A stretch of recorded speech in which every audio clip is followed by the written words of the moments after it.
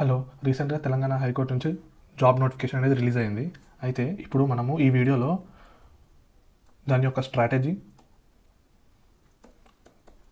Question paper analysis plus syllabus, అలాగే coaching institutes tricks, ఈ coaching institutes ఏం చేస్తున్నాయి దాని గురించి డీటెయిల్గా డిస్కస్ చేద్దాం. ఎందుకంటే ఇది చాలా danger.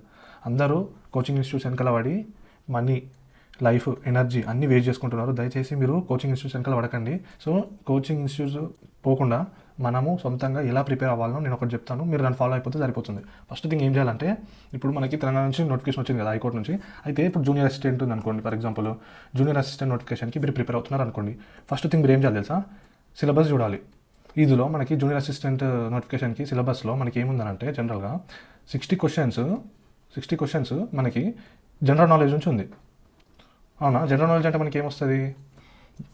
History, geography, environment, polity, economy, current affairs, science, ఇవి వస్తాయి.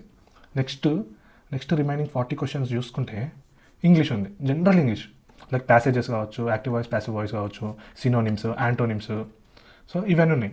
అయితే మీకు ఇంకో విషయం తెలియదు ఏంటిదనంటే, ఈ యొక్క పేపర్ ప్యాటర్న్ అనేది లాస్ట్ ఇయర్ వరకు 80 క్వశ్చన్స్ ఉండే, కానీ ఈ ఇయర్ నుంచి వాడు 100 క్వశ్చన్స్ చేశాడు. ఇది ఇక్కడ మీరు గుర్తించాల్సిన విషయం ఇది. అయితే ఎవరైతే ఇంగ్లీష్లో వీక్ ఉన్నారో వాళ్ళు ఇంగ్లీష్ మీద ఫోకస్ ఖచ్చితంగా వేయాల్సిందే, లేకపోతే వాళ్ళకి జాబ్ అనేది ఎట్టి పరిస్థితుల్లో రాదు. సో నేను ఎలా మీరు ఈ యొక్క ఇంగ్లీష్ని ట్యాకిల్ చేయాలన్నది తర్వాత వీడియోలో నేను చెప్పుకుంటాను. బట్ ఈ వీడియోలో వచ్చేసరికి మనకి సిలబస్ అయిపోయింది కదా. ఈ వీడియోలో నెక్స్ట్ క్వశ్చన్ పేపర్. నెక్స్ట్ చూడాల్సింది మీరు క్వశ్చన్ పేపర్ ఓపెన్ చేసి మీరు క్వశ్చన్ పేపర్లో ఏం చూడాలి అంటే, ఫస్ట్ థింగ్ క్వశ్చన్స్ ఎలా అడుగుతున్నాడు అదొకటి చూడాలన్నా, ప్లస్ స్టేట్మెంట్స్ బేస్డ్ అడుగుతున్నాడా లేక డైరెక్ట్ క్వశ్చన్స్ అడుగుతున్నాడా. ఇలా ఇప్పుడు ఈ యొక్క దీని విషయంలో చూసుకుంటే మనకి ఎగ్జామ్లో మీరు ఎప్పుడైనా ఏ ఎగ్జామ్ అయినా సరే రాసినప్పుడు జాబ్ అనేది ఏం డిసైడ్ చేస్తుంది తెలుసా? మీకు వస్తుందా రాదా అన్నది. మీరు డైరెక్ట్ క్వశ్చన్స్, మీకు వచ్చిన క్వశ్చన్స్ ఉంటాయి కదా, అది కరెక్ట్ పెట్టడం ద్వారా వస్తుంది అనుకుంటారేమో. ఫస్ట్ అది కరెక్ట్ పెడితేనే మీకు వస్తుంది అని మీరు ఫీల్ అవుతారు, కానీ కాదు. అది ఒక్కటి వస్తే సరిపోదు. లక్ అంటారు చూసారా, ఆ లక్ ఫ్యాక్టర్ ఎక్కడ వస్తుంది తెలుసా? ఇక్కడ ఏవైతే తెలియని క్వశ్చన్స్ ఉంటాయో వీటిని మీరు ఎలా ట్యాకిల్ చేస్తున్నారు, మీరు వీటిని ఎట్లా పెడుతున్నారు అనేది ఇంపార్టెంట్. జనరల్గా నేను ఆ విషయమైనా సరే ఎవరిదైనా సరే చాలామంది ఇక్కడ పొరపాటు ఏం చేస్తారంటే లాస్ట్కి చూసుకుంటారు, సెకండ్ రౌండ్ థర్డ్ రౌండ్లో మీరు తెలియని క్వశ్చన్స్ని అటెంప్ట్ చేస్తారు. అప్పుడు ఆ టైం సరిపోదు మీకు లాస్ట్ మూమెంట్లో. సో మీరు అప్పుడు బబ్లింగ్ చూడకుండానే పెట్టేస్తారు కదా. అప్పుడు మోస్ట్లీ అది లక్ ఫ్యాక్టర్ మీద డిపెండ్ అయి ఉంటుంది కాబట్టి జాబ్ గ్యారంటీ అస్సలు ఉంటుంది, వస్తుందా రాదని కన్ఫ్యూజన్ ఉంటుంది. సో మీకు ఇక్కడ మీరు ఎలా ట్యాకిల్ చేయాలి తెలుసా? ఎట్లా ట్యాకిల్ చేయాలంటే PYQస్లో మీరు తెలియని క్వశ్చన్స్ని ఏ విధంగా అటెంప్ట్ చేస్తారన్నది అనలైజ్ చేయాలి. ఫర్ ఎగ్జాంపుల్ నేను ఇప్పుడు ఒకటి చూపిస్తాను మీకు క్వశ్చన్స్. ఇక్కడ మనము 2 విధాలుగా చూసుకోవాలి. క్వశ్చన్ అనాలిసిస్ కూడా 2 విధాలుగా ఉంటుంది. ఒకటి UPSC ఫార్మాట్, ఇంకోటి TSPSC ఫార్మాట్. సరే ఇది కాకపోయినా వేరే ఉంటే SSC ఉంటే SSC ఫార్మాట్. మనకి ఇది ఇప్పుడు అవసరం లేదు, ఇప్పుడు మనం ఇవి రెండింటిని చూసుకుందాము. ఇప్పుడు మనం UPSC చూసుకుంటే అక్కడ PYQs అనాలిసిస్లో ఎక్స్ట్రీమ్ వర్డ్స్ ఏవైతే ఆల్ అని కానీ లేదా డేట్స్ అనేటివి కానీ లేకపోతే ఇంకా మోస్ట్ ఉన్నా కూడా ఇట్లాంటి వీటి మీద మనము ఆధారపడి మనము ఆ క్వశ్చన్ రైటా లేదా రాంగ్ అని డిసైడ్ చేస్తాము. అలాగే ఈ TSPSCకి కూడా సేమ్ ఫార్మాట్ ఉంటుంది. దీనికి ఎలా ఉందో దీనికి కూడా కొన్ని ఫ్యాక్టర్స్ ఉంటాయి. ఆ ఫ్యాక్టర్స్ ఏంటిదనంటే ముఖ్యంగా ఫస్ట్ది ఈ క్వశ్చన్లో చూడండి. ఈ క్వశ్చన్లో మనకి డేట్, ఇయర్, డే 3 ఇచ్చాడు. ఒకటి 22nd ఇచ్చాడు, జూన్ మంత్ అని ఇచ్చాడు, 2015 ఇచ్చాడు. అయితే మనకు తెలిసింది ఏంటంటే బేటీ బచావో బేటీ పడావో 2015లో ఇచ్చాడు, అది కరెక్టే. సరే మనకి ఈ జూన్ మంత్ మరి తెలుసా తెలీదా అంటే మనకు తెలియదు అనుకుందాం ఫర్ ఎగ్జాంపుల్. అయినా ఇక్కడ డే కూడా ఇచ్చిండు. అంటే జనరల్గా క్వశ్చన్ పేపర్ మైండ్ సెట్ ఒకసారి ఆలోచించండి. ఎవరైనా కానీ మ్యాక్సిమం ఇయర్ చదవడం గుర్తుపెట్టుకుంటారు.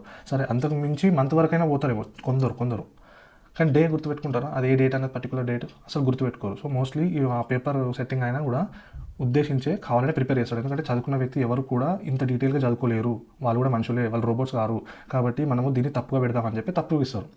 సో మనం ఎవరైతే బాగా చదువుకున్న వాళ్ళు పేపర్ PYQs అనాలిసిస్ చేసిన వాళ్ళు ఉంటారో అప్పుడు ఇది ఇంపాసిబుల్ టు రిమెంబర్ అని ఆయనకు తెలుసు. కాబట్టి సింపుల్గా ఇవి ఏ అనేది ఎలిమినేట్ చేసేస్తారు. ఎందుకంటే మిగతా మనం పెట్టగలిగినా కూడా ఏ అనేది పెట్టలేము కదా. మీరు ఆలోచించండి, చదువుకున్న వ్యక్తి ఎవరైనా కూడా అది దాని మీనింగ్ చదువుకుంటాడు, అది ఏ మినిస్ట్రీలో చదువుకుంటాడు, అది ఎందుకు వచ్చిందో కూడా చదువుకుంటారు. కానీ ఆ డే, ఇయర్ కూడా చూసుకుంటారు, కానీ డే టు ఎగ్జాక్ట్ డేట్ అవన్నీ చూసుకోవడం ఇంపాసిబుల్, ఇల్లాజికల్ కూడా చెప్పాలంటే. అందుకోసమనే అది తప్పిస్తాడు. అప్పుడు మనము ఏ అనేది తీసేస్తే మనకి ఓన్లీ BCD అనేది ఉంటుంది. ఇక్కడ కావాలే ఆయన ఎగ్జామినర్ మైండ్ సెట్ చూడండి, కావాలనే ఏ అనేది 3 వచ్చాడు. అంటే మనము చదవని వాళ్ళు ఏం చేస్తారంటే ఏ అనేది 3 ఉంది కాబట్టి అంటే 70% అది రైట్ అయ్యే అవకాశం ఉంటుందని చెప్పి టిక్ చేసేస్తారు. అప్పుడు అనేది రాంగ్ అయిపోతుంది. ఇది ఒక లాజికా. ఇంకో లాజిక్ చూడండి, సేమ్ ఇక్కడ కూడా సేమ్ అదే ప్యాటర్న్ ఫాలో అయ్యాడు. ఇక్కడ కూడా ఎగ్జాక్ట్ 2 అక్టోబర్ 2015 ఇచ్చిండు. సో ఇది కూడా డేట్ ఎగ్జాక్ట్ ఇచ్చాడు కాబట్టి మనము ఇక్కడ కూడా మనం ఎలిమినేట్ చేసేసేయాలి ఏ అనేది. అప్పుడు మనకి బీసీడీ అని రైట్ అయిపోతుంది, వచ్చేస్తుంది ఆప్షన్ డైరెక్ట్. ఇలా మనకి వేరే వేరే రకాలుగా కూడా ఉంటుంది. ఇప్పుడు ఫర్ ఎగ్జాంపుల్ ఇక్కడ చూడండి, ఇది జనరల్గా ఏ వ్యక్తి అయినా కానీ హిస్టరీ చదువుకున్న వాళ్ళకి బేసిక్ ఐడియా ఉంటుంది. సత్యశోధక్ సమాజ్ ఫౌండర్ ఎవరు అని అంటే జ్యోతి బాపులే అని చెప్పేస్తారు. కానీ ఈ ఇయర్ అనేది కొన్నిసార్లు గుర్తుపెట్టుకోరు కదా, మేబీ అరౌండ్ 1850s తర్వాత అయి ఉండొచ్చు అనుకుంటాడు, కానీ ఎగ్జాక్ట్గా ఇయర్ తెలియదు. అప్పుడు తెలియనప్పుడు ఆయన ఇది హోల్డ్లో పెట్టుకొని నెక్స్ట్ చూసుకోవాలి, 1 క్వశ్చన్ కరెక్ట్ అని చెప్పి ఇది పెట్టుకుంటారు. అప్పుడు మనకి తెలిసింది ఏంటంటే ఇదైతే ఉండదు ఆప్షన్, బి ఒకటి ఉంటుంది, ఏ అనేది డౌట్లో ఉంది కాబట్టి ఇది కూడా తీసేయచ్చు. సో 50-50 ఇప్పుడు 50-50 ఉంది. అప్పుడు మనం ఏం చేస్తాము, మనకి ఈ ఇయర్ గ్యారంటీగా తెలియదు. సో మనము పీవైక్యూస్లో మన అబ్జర్వేషన్ ఏంటి, ఈ ఇయర్ మోస్ట్లీ రాంగ్ ఉంటుంది కదా, అలాంటప్పుడు మనం ఏం పెట్టాలి, ఇయర్ రాంగ్ అనేది తీసుకోవాలి. అప్పుడు మనకి బి అనేది రైట్ అవుతుంది. సో మనకి ఇది ఎట్లా తెలిసిందంటే మనం పీవైక్యూ బేస్లో. మీరు అనొచ్చు ఎందుకు అట్లా పెడుతున్నాం, మరి బోత్ ఏ అండ్ బి పెట్టచ్చు కదా అని, మీరు కూడా రైట్ ఆర్ రాంగ్ అవ్వచ్చు కదా అని అంటారు. నేను ఏమంటున్నా అంటే అడ్డి మరి గుడ్డిలో పెట్టే బదులు మీరు ఏం చేస్తారు, ఇద్దరు బ్లైండ్గా పెట్టేస్తారు తెలియని అన్ని కదా. సెకండ్ రౌండ్ థర్డ్ రౌండ్కి వెళ్ళినా కూడా 50-50 అనేది థర్డ్ రౌండ్లోనే వస్తుంది. అప్పుడు థర్డ్ రౌండ్ బ్లైండ్గా వెళ్ళే బదులు ఇలాంటి లాజిక్స్ అప్లై చేస్తే, ఈ లాజిక్స్ ఎక్కడ మీకు వెళ్ళిపోతుంది అప్లై చేస్తే అంటే 10 క్వశ్చన్స్ మీరు లాజిక్స్లో అప్లై చేసినా కూడా మీకు అందులో అట్లీస్ట్ 6 అయినా రైట్ అవుతుంది. అదే లక్లో అడ్డి మరి గుడ్డి పెడితే అట్లీస్ట్ 3 అవుతాయి. సో 3 కంటే డబుల్ ఉన్నది ఇక్కడ మీరు. అందుకోసమని ఈ యొక్క ప్యాటర్న్ ఫాలో అయితే బెటర్ అని నేను చెప్తున్నాను. ఇప్పుడు యూపీఎస్సీ తీసుకుంటే, యూపీఎస్సీలో ఇప్పుడు నారీ శక్తి వందన అధినియాన్ అని క్వశ్చన్ ఉంది. అయితే ఈ క్వశ్చన్ మనకి స్టేట్మెంట్స్ ఇచ్చిండ్రు. స్టేట్మెంట్ ఏమి ఇచ్చిండ్రు, ఇది ఎఫెక్ట్ అనేది 18th లోక్సభ నుంచి వస్తుందని చెప్పిండు. ఇక్కడ నెంబర్ యూజ్ చేసిండు 18th లోక్సభ అని. సో మనకి జనరల్గా ఏ లోక్సభ అని అంత పర్టికులర్గా మనం చూసుకోము. సరే చూసుకున్నా కూడా ఈ యొక్క ఇంప్లిమెంటేషన్ అనేది ఏ లోక్సభలో వస్తుందో మనకు తెలియదు కదా. సరే తెలిసినా అనుకున్నా, ఎగ్జామినర్ మైండ్ సెట్ నుంచి ఆలోచిస్తే మోస్ట్లీ ఈ యొక్క లోక్సభది ట్యాంపరింగ్ చేసే ఛాన్సెస్ ఉండొచ్చు కదా. ఇంకోటి ఏం చేస్తారు, 15 years అని వచ్చిండు. మనం చూసుకుంటే మనకు జనరల్గా ఏదైనా సరే ఇంప్లిమెంటేషన్ తీసుకున్నప్పుడు అది ఎన్ని ఇయర్స్ ఇంప్లిమెంట్ అవుతుంది అనేది ఫోకస్ చేస్తాం. సో మోస్ట్లీ రైటే, కానీ మనకి డౌట్ వచ్చేది ఈ దగ్గరనే కాబట్టి మనం వీటి మీద ఫోకస్ చేయాలి. కాబట్టి ఇక్కడ మనం డౌట్ ఉంది కాబట్టి మనకి కిందికి వెళ్తే ఫస్ట్ తీసేస్తే మనకి ఆన్సర్ వచ్చేస్తుంది. మనకి ఇది ఎగ్జాక్ట్గా మనకి ఇలాంటి ట్రాప్స్ మనకి ఎలా తెలుస్తాయి అంటే మనం పీవైక్యూ అనాలిసిస్ చేస్తేనే మనకి తెలుస్తుంది. ప్లస్ అలాగే మనకి స్టేట్మెంట్ బేస్డ్ అడుగుతున్నాడా లేకుంటే డైరెక్ట్ ఏబిసిడి ఇచ్చేసి ఏది అనే ఆప్షన్ పెట్టి అడుగుతున్నాడా అనేది కూడా చూసుకోవాలి. దాని మీద మన ప్రిపరేషన్ అనేది ఎలా చేయాలి అనేది ఒక ఆలోచన వస్తుంది. అందుకోసమే ఈ యొక్క పీవైక్యూస్ అనేది మనకి హెల్ప్ఫుల్ అవుతుంది. మనం ఇవన్నీ చూసాం కదా, civils prelims, TSPSC prelims check చేసాము పేపర్ ఎలా ఉందో. సేమ్ అలాగే ఇదే ప్యాటర్న్లో మనము తెలంగాణ హైకోర్టుది కూడా పేపర్ ఎలా అడుగుతున్నాడు ఒకసారి మనము దాన్ని కూడా అనలైజ్ చేస్తే మీకు కూడా అర్థమవుతుంది ఏ విధంగా అనలైజ్ చేయాలనో. ఇది తెలంగాణ హైకోర్టుది శాంపుల్ పేపరు, మనకి ఆఫీస్ సబార్డినేట్ యొక్క పేపర్ అండి. దీనిలో మనం చూసుకుంటే ఫస్ట్ క్వశ్చన్ పాలిటీ నుంచి అడిగిండు. అయితే ఇక్కడ క్వశ్చన్ ఏమని అడిగిండు, ఇండియన్ కాన్స్టిట్యూషన్ ఎప్పుడు అమలులోకి వచ్చింది అంటే డేట్ అడుగుతున్నాడు, ఏ డేట్ అన్నది. అయితే మనకి ఫ్రేమింగ్, మనకి కాన్స్టిట్యూషన్ ఫ్రేమ్ అయ్యింది ఒక డేట్ ఉంటుంది, కాన్స్టిట్యూషన్ ఎఫెక్ట్లోకి వచ్చింది ఒక డేట్ ఉంటుంది. అయితే మనకి January 26, 1950కి వచ్చింది. ఇలా చెక్ చేసుకోవాలి. అంటే మనకి ఇక్కడ అడిగింది pure static, that to date. మనకి ఎలిమినేషన్ అనే ఆప్షన్లే ఉండే మనకి ఈ యొక్క హైకోర్టు పేపర్ చూసుకుంటే ఎక్కడ కూడా మనకి ఎలిమినేషన్ ఆప్షన్సే ఉండదు, డైరెక్ట్ ఈ విధంగానే ఉంటుంది, మీకు వస్తేనే పెడతారు. అయితే ఇక్కడ స్ట్రాటజీ మనం ఎలా ప్లే చేయాలి తెలుసా. ఇప్పుడు మనము ఇది సెకండ్ క్వశ్చన్ చూసుకోండి, ఏమని అడిగిండు, India conducted dash and anti satellite missile test అనేది కండక్ట్ చేసిందంట. అది దాని పేరు అని అడుగుతున్నాడు. అప్పుడు మనము ఏం చేయాలి అని అంటే ఈ యొక్క మిషన్స్ చూసుకోవాలి, మిసైల్ మిషన్స్ మనం నోట్ చేసుకోవాలి. మిసైల్ మిషన్స్ ఆ ఇయర్లో, పర్టికులర్ ఇయర్లో, 2019 పేపర్ కాబట్టి 2019లో ఏవైతే వచ్చినాయో అవి అన్నీ కూడా నోట్ చేసుకొని పెట్టుకోవాలి. సో మనం ఏమీ చదవాల్సిన అవసరం లేదు, ప్యూర్ స్టాటిక్. నెక్స్ట్ ఇట్లా మనము ఫ్రేమ్ చేసుకోవాలి, అది కరెంట్ అఫేర్స్ రిలేటెడ్ కాబట్టి. Next national digital health blue print report public డొమైన్లో ఎవరు రిలీజ్ చేశారని అడిగిండు.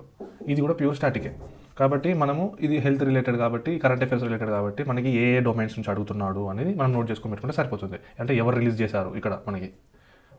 నెక్స్ట్ ఇంకోటి ఏంటిదనంటే who was the writer of Harshacharita అని అడుగుతున్నాడు. ఇది హిస్టరీ నుంచి క్వశ్చన్. సో ఇప్పుడు మీకు శాంపుల్గా ఇప్పుడు మంచిగా చెప్తా, ఇప్పుడు మీకు ఇంకా క్లియర్గా అర్థమవుతుంది. మనకి సిలబస్లో జనరల్ నాలెడ్జ్ ఇచ్చిండు కదా, జనరల్ నాలెడ్జ్ టోటల్గా ఎన్ని మార్క్స్కి ఇచ్చిండు, 60 మార్క్స్కి ఇచ్చిండు. అయితే జనరల్ నాలెడ్జ్లో ఏ సబ్జెక్ట్స్ ఉన్నాయి నేను చెప్పినా కదా, history, geography and environment, polity, economy, current affairs, science కూడా లాస్ట్కి రాసుకున్నాము. అయితే ఇప్పుడు మనం ఏం చేయాలి తెలుసా, పేపర్లో మనం ఇందాక చెక్ చేసాము, హిస్టరీ నుంచి ఏం అడిగిండు, ఆథర్, బుక్ కదా, ఇది అడిగిండు. ఇది అంటే మనము ఈ ఆథర్ బుక్ ప్రతి ఒక్క చాప్టర్లో చూసుకోవాలి, ఏ ఆథర్ ఏ బుక్ రాసిండు. ఇంకొంచెంగా ఏమైనా డెప్త్గా అడిగితే ఎలా అడుగుతాడు అంటే ఈ యొక్క ఆథర్ ఏ కింగ్ టైంలో ఉన్నాడు అని అడుగుతాడు ఇప్పుడు హర్ష చరిత్ర అంటాడు, అంటే హర్షవర్ధన్ ఉన్నప్పుడు కోర్ట్ పోయిట్ ఎవరున్నారు అని అడుగుతాడు, అప్పుడు మనం బాణభట్ట అని చెప్పాలి. అలాగా అడుగుతాడు ఫ్రేమింగ్ క్వశ్చన్స్. హిస్టరీ నుంచి ఈ విధంగా అడిగాను. నెక్స్ట్ పాలిటీకి వచ్చామనుకోండి, పాలిటీలో ఏ చాప్టర్స్ నుంచి అడుగుతున్నాడు అని చెక్ చేసుకోండి. First chapters frequent repeated questions ఏమున్నాయి. ఇందాక మనము కాన్స్టిట్యూషన్ డే అడిగిండు, మనకు అర్థం అవ్వాలి ఏమని, ప్యూర్ స్టాటిక్ అడుగుతున్నాడు, లైక్ ఆర్టికల్స్ అడుగుతాడు, అది కూడా ఇంపార్టెంట్ ఆర్టికల్సే. లైక్ ఇప్పుడు ఈ యొక్క కాన్స్టిట్యూషన్ డే అడిగింది కదా, సేమ్ ఇప్పుడు ఈ యొక్క పార్లమెంట్ అనేది కాన్స్టిట్యూషన్ని అమెండ్ చేసే పవర్ ఏ ఆర్టికల్ ద్వారా చేస్తుంది అని అడుగుతారు. అప్పుడు మనం ఆర్టికల్ 368 అని చెప్తాం. ఈ పరంగా మనం చూసుకోవాలి ఇది పాలిటీ విషయానికి వస్తే. అలాగే సేమ్ జియోగ్రఫీలో ఏ విధంగా అడుగుతున్నాడో చెక్ చేసుకోవాలి. అలాగే సేమ్ ఎకనామీలో ఏ విధంగా అడుగుతున్నాడో చెక్ చేసుకోవాలి. అయితే మీరు ఇక్కడ పాటించాల్సిన రూల్ ఏమిటి అంటే, మీరు ఏ సబ్జెక్ట్స్లో స్ట్రెంగ్త్ ఉన్నారు, బాగా స్ట్రాంగ్ పాయింట్ ఏ సబ్జెక్ట్లో ఉంది, వీక్ ఏ సబ్జెక్ట్లో ఉన్నారు అని మీకు తెలిస్తే 50% మీరు ఇక్కడ గెలిచేసినట్టు.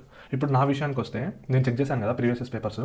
అయితే ఇక్కడ నా విషయానికి వస్తే నేను ఎకనామీలో స్ట్రాంగే, కానీ వీడు అడిగేది మైక్రో ఎకానమీ. ఎకనామీలో 2 రకాలు ఉంటాయి, మైక్రో, మ్యాక్రో. అయితే మనకి కాంపిటేటివ్ ఎగ్జామ్స్లో ఏదైనా సరే, ఏ కాంపిటేటివ్ ఎగ్జామ్ తీసుకున్నా కూడా majority of the subjects questions macro నుంచి అడుగుతాడు. బట్ ఈ యొక్క దాంట్లో నేను చూసిన దగ్గర మాత్రం మైక్రో నుంచి అడుగుతున్నాడు. అప్పుడు నేను ఏం చేయాలంటే, ఈ మైక్రో నుంచి ఏ క్వశ్చన్స్ అయితే వస్తున్నాయో ఆ టాపిక్స్ రిలేటెడ్గా చెక్ చేసుకుంటే సరిపోతుంది.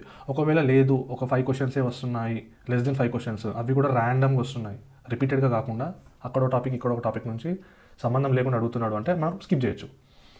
బట్ మనకి ఇవన్నిట్లో స్ట్రెంగ్త్ ఉంటే అవి స్కిప్ చేయడానికి ఛాన్స్ ఉంటుంది. లేదు మనకి స్ట్రాంగ్ లేదు అంటే మాత్రం అది స్కిప్ చేయొద్దు, ఖచ్చితంగా అది కూడా చూసుకోవాలి. అయితే ఇక్కడ నేను మీకు ఏం చెప్పాలనుకుంటున్నా అంటే, నెక్స్ట్ ఇంగ్లీష్ కూడా ఉంటుంది కదా, ఇంగ్లీష్కి కూడా సపరేట్ స్ట్రాటజీ ఉంటుంది. నేను దాని గురించి మీకు వేరే వీడియోలో చెప్తాను. అయితే నేను మీకోసం ఏం చేస్తాను అంటే, ప్రతి పేపర్కి అనలైజ్ చేస్తా. అలాగే ప్రతి సబ్జెక్ట్కి, హిస్టరీకి కావచ్చు, జాగ్రఫీ కావచ్చు, పాలిటిక్ కావచ్చు, నేను షార్ట్ కోర్స్ తీసుకొస్తాను. అంటే ర్యాపిడ్ రివిజన్ అనమాట. ఓన్లీ ఒక 1 అవర్లో మీకు కావాల్సిన మ్యాటర్ అంతా కూడా ఇంపార్టెంట్ ఫ్యాక్ట్స్తో మీకు తీసుకొస్తాను. ఎందుకంటే మనకి ఫ్యాక్ట్సే ఇంపార్టెంట్ ఈ ఎగ్జామ్కి, అది మీరు ఫోకస్ చేయాలి. ఓకేనా. మనం ఇక్కడ మాట్లాడుకోవాల్సింది ఏంటంటే, కోచింగ్ ఇన్స్టిట్యూట్స్ గురించి చెప్పుకోవాలి. ఇది ఒక్కటే మెయిన్ మనకి. మీరు ఏం చేస్తారంటే, కోచింగ్ ఇప్పుడు మనం ఏ జాబ్ నోటిఫికేషన్ చూసినా కూడా వీళ్ళు ఫస్ట్ ఉంటారు. ఏ నోటిఫికేషన్ పడ్డా సరే, నేను మీకు ఈ కోర్స్ అమ్ముతా, ఈ టెస్ట్ సిరీస్ తీసుకొస్తా, ఈ యొక్క కరెంట్ అఫైర్స్ మీకు అప్డేట్ ఇస్తా, మా దానిలో చదువుకుంటే మీకు ఇన్ని మార్క్స్ వస్తాయి. ఇవన్నీ ఉత్త మాటలు, అన్ని ఫేక్. మీరు ఏం నమ్మకండి. మీరు అనవసరంగా కక్కుర్తి పడి పైసలు పెట్టినా కూడా నేను చెప్తున్నా కదా, అత్తరు యూజ్లెసే. ఎందుకంటే వాళ్ళకే తెలియదు. ఫస్ట్ ఆఫ్ ఆల్ వాళ్ళ మెయిన్ అజెండా ఒకటే, వాళ్ళకి మనీ అజెండానే వాళ్ళకి ఉంటుంది. నన్ను అడిగితే అంటే వాళ్ళు చెప్పరా అనేది సెకండరీ. ఎంతో కొంత ఉపయోగం ఉంటుంది, నేను కాదని నేను అనట్లేను, కానీ అది మీకు నెగ్లిజిబుల్ అని చెప్తున్నా. అది మీకు ఆల్రెడీ నేనే మీకు గైడ్ చేస్తాను. మీకు గైడ్ చేసిన విధంగా మీకే అర్థమైపోతుంది. కావాలంటే సరే, నేను చెప్పింది మీరు నమ్మకపోతే ఫస్ట్ నా వీడియోస్ చూడండి. లేదు నా వీడియోస్ చూడను అనుకున్నా కూడా నా జస్ట్ స్ట్రాటజీ వీడియో చూడండి చాలు. ఈ ఒక స్ట్రాటజీ చూసి, పీవైక్యూస్ చూసి, సిలబస్ చూసి, ఆ తర్వాత మీరు ఏదైనా సరే కోచింగ్లో జాయిన్ అవ్వండి. మీకు సరదాగా ఉంటే జాయిన్ అయిన తర్వాత నేను చెప్తున్నా కదా, ఇప్పటిదాకా నేను చెప్పిన పేపర్ టెక్నిక్ కదా, ఆ పేపర్ టెక్నిక్ కూడా ఎవరు చెప్పరు. మళ్ళీ ఈ యొక్క సబ్జెక్ట్స్ కూడా ఇన్ టైంలో ఫినిష్ చేయరు. ప్లస్ మీకు డౌట్స్ ఉంటాయి కదా, ఆ డౌట్స్ కూడా వాళ్ళు తీర్చలేరు. మీకు మెయిన్గా మీరు వెళ్ళేది గైడెన్స్ కోసం కదా, ఆ గైడెన్స్ అనేది వాళ్ళు ఇవ్వరు. అందుకోసం నేను చెప్తున్నా, ఇవన్నీ పెట్టుకోకండి. మెయిన్గా గవర్నమెంట్ ఎగ్జామ్ని క్లియర్ చేయాలి అంటే ఓన్ ప్రిపరేషనే మెయిన్. ఎవరైతే ఓన్గా సెల్ఫ్గా ప్రిపేర్ అవుతూ సెల్ఫ్ అనాలిసిస్ చేస్తారో వాళ్ళకే జాబ్ వస్తుంది. ఎవరైతే డిపెండ్ అవుతారో ఇతరుల మీద, వాళ్ళకి జాబ్ రాదు. నేను ఈ వీడియో చేయడానికి కారణం ఇదే. అందరికీ సెల్ఫ్ అవేర్నెస్ అనేది రావాలి. Self awareness, self analysis. మీరు ఏం చదువుతున్నారు, ఎలా చదువుతున్నారు, ఏం చేస్తున్నారు, ఇవి మీకు అర్థమైతే మీరు ఎగ్జామ్ని క్లియర్ చేసేస్తారు. లేదంటే మీరు ఎన్ని ఇయర్స్ కూర్చున్నా కూడా మీరు క్లియర్ కాదు. మీరు డిపెండ్ మాత్రం అవ్వద్దు. ఇప్పుడు ఈ తర్వాత మీరే క్వశ్చన్ పేపర్లు ఓపెన్ చేయాలి, చేసుకోవాలి. ఒకవేళ మీకు రాదు అని అనిపిస్తే కమెంట్ చేయండి, నేను మీకు గైడ్ చేస్తాను. నెక్స్ట్ ఇప్పుడు నేను లాంచ్ చేసేది ఏంటి అంటే, ఫస్ట్ పీవైక్యూస్ అన్నా కదా, పీవైక్యూస్లో నేను ఏ విధంగా చేస్తాను అంటే, ఒకటి జనరల్ నాలెడ్జ్ మీద వీడియోస్ చేస్తా, పీవైక్యూస్ ఒక్కొక్కటి సాల్వ్ చేసుకుంటా, ఎక్స్ప్లెనేషన్ చేసుకుంటూ వెళ్ళిపోతా. ఇంకోటి ఇంగ్లీష్కి సపరేట్గా చేస్తాను. ఓకేనా. ప్లస్ లాస్ట్ మూమెంట్లో అంటే ఈ యొక్క పేపర్ పీవైక్యూస్ అయిపోయిన తర్వాత నెక్స్ట్ నేను ఏం చేస్తాను అంటే, ప్రతి ఒక్క పేపర్లో టాపిక్స్ అన్ని లిస్ట్ అవుట్ చేస్తాను. ప్రతి ఒక్క టాపిక్ని లిస్ట్ అవుట్ చేసి లాస్ట్కి నేను మీకు హిస్టరీ నుంచి ఒక షార్ట్ వీడియో రిలీజ్ చేస్తా. సేమ్ జియోగ్రఫీలో కూడా అంతే. ఈ షార్ట్ వీడియోలో మీకు సబ్జెక్ట్ మొత్తం కవర్ అయ్యే విధంగా నేను చూసుకుంటా. ప్లస్ అదేవిధంగా మీరు క్వశ్చన్స్ని అటెంప్ట్ చేసే విధంగా నేను మిమ్మల్ని ట్రైన్ చేస్తాను. ఇదైతే షూర్. బట్ మీరు మాత్రము నా ఒక కోర్స్ని అట్లీస్ట్ ఒక 20 డేస్ అయినా ఫాలో అవ్వండి డే బై డే. మీకు 100 మార్క్స్కి అట్లీస్ట్ 70+ తెప్పించే బాధ్యత నాది. 70+ డ్యామ్ షూర్ తెచ్చుకుంటారు. ఓకేనా? Thank you.